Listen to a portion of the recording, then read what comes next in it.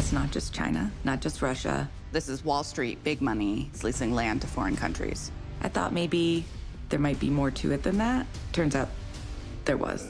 So my understanding is that you came on board around 2016, and some of the reporting by Nate and his colleagues was well underway at that point. But how did that come about that you became attached to this? Yeah.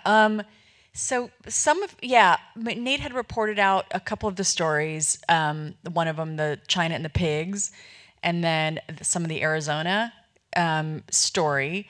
So it was really those two, and everything else was just maybe a small hint of something that might be happening in Russia and things like that. But it was like there was a theme of starvation because it was what was happening in Venezuela at the time, and sort of just water and aquifer draining and things like that. And so working with him, I was sort of like, can we possibly report this out more? Can we look at this? Because I think this is a grab. And I was like, is it okay if we call it that? Because I actually don't think this is sort of this existential thing where like the world's falling apart and all these things are happening. This is sort of like grabbing the resources that are left out from underneath us without entire communities even knowing it. I was sort of like, can we hold on to that tendril so that this isn't sort of this like very broad-based environmental film. It's a film about human agency. And of course, we know you from Blackfish, the extraordinary film, and the incredible impact that documentary had from CNN Films about 10 years ago. And you have done some scripted narrative films in between, like ISS and Our Friend. What drew you back in, and did you have any hesitation? And do you feel that gravitational pull from investigative filmmaking? Yeah, I mean, I think, so I'm just a documentary filmmaker at core. Like that is my DNA. I think I was lucky enough to get these narrative opportunities that kind of came on the heels of Blackfish. But people sort of sometimes say, "Oh, you did some narrative. What about the documentary?" I was like, I was working on the documentaries the whole time. I tried to make one right after Blackfish. It fell through. I think I had these little, I call them like little devil horns in my head. Like, oh, everybody thinks I'm going to just like going for the takedown. So they think you're Mike Wallace coming to get him. Right, just after him. But the truth is I was making documentary the whole time because this took 7 years to make. So really just like right after Blackfish, just not too long after that, I started this. It just took forever. So he was making it the whole time. I'm wondering if you could talk about this filmmaking process and how you approached encapsulating something that is so complex and knowing that the audience needs to follow along and understand what's going on. And it's a huge challenge. Yeah, that's the hardest challenge for sure. It is that unique challenge I think that documentary filmmakers have in general, and that is that like you're expected to just be incredibly faithful to the facts and the story, report out everything with really kind of honest nuance, right? Like nothing's ever as black and white as you want it to be, and so get into the complexity and yet make it understandable, accessible, and then also make it entertaining. Like it's just sort of like, oh my gosh, what I went the geopolitical thriller route with this.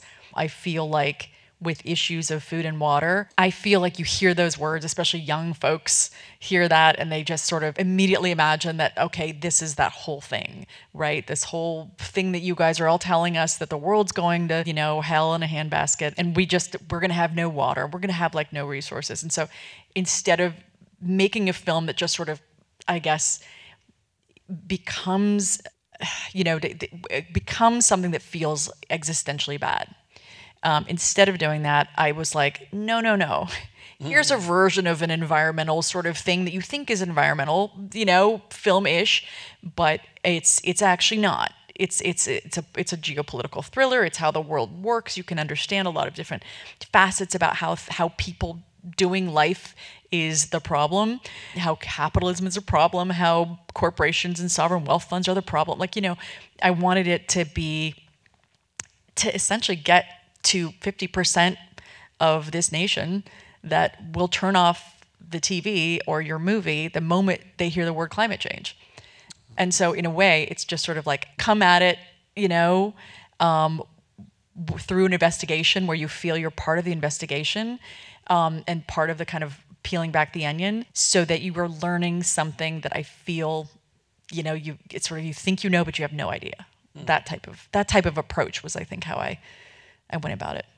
Yeah, it's really about power. This is the contest that is going on. And I mean, you frame it so beautifully. And then I guess it's Edward Hartgroves who's talking about the empire commodities, which is such an interesting notion of, at one point it's cotton, and in the 20th century, oil, and now food and water, and this sort of nascent OPEC of food that's emerging. What were the kind of things that just kind of blew you away that were just like so revelatory?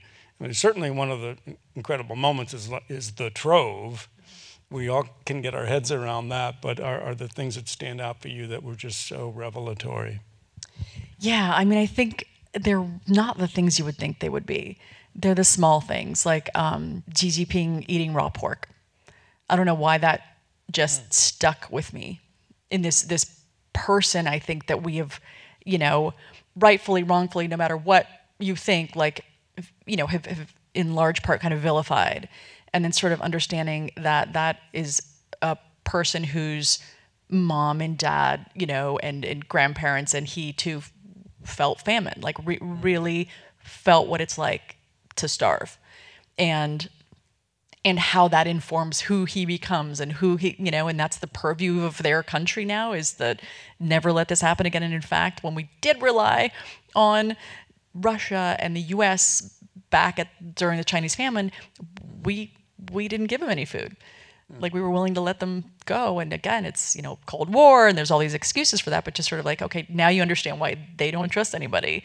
I guess there was just revelatory moments like that for me that were actually, they started as being human moments and then informed geopolitics. And I just felt like, there were several of those types of things. Same with Russian cowboys and the meat, and what Russia had gone through at the time, and that Putin was sort of trying to avoid. A key figure in the film, of course, is Eric Prince. And it's so interesting to follow the arc of him in the story, because it's like, all right, he's getting out of the mercenary business, ostensibly.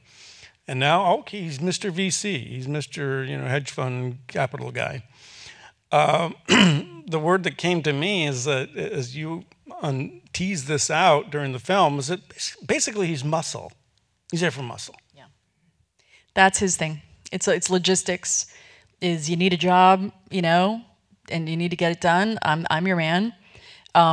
That's also what everybody wants him to be. I think, not knowing him personally, but knowing maybe a little more than he'd want us to know.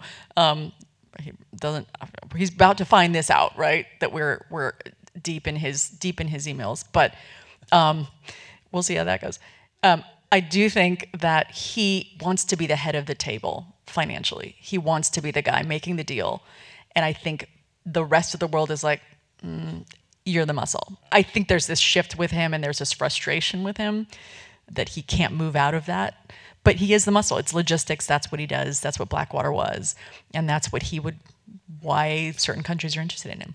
I was so happy to see you explore Ukraine, because that was one of the things that I was thinking, and maybe some of you were too, of like, clearly food has become a weapon.